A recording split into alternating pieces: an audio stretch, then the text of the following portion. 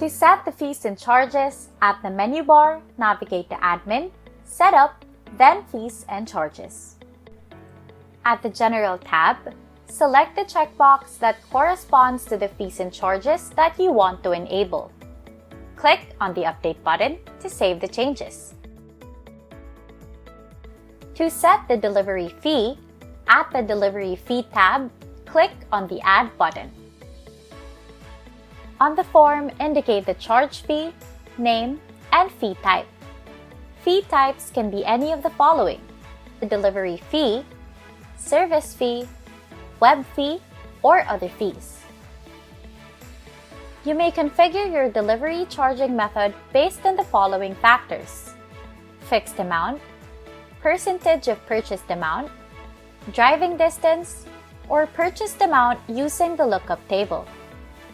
Set the amount, percentage, distance, and fee based on the charging method. You may also set the trigger conditions, such as the payment types, applicable to the charge method. Click on OK and click on the Update button to save changes. To set the pickup fee, at the Pickup Fee tab, click on the Add button. At the form, indicate the charge fee name and internal code.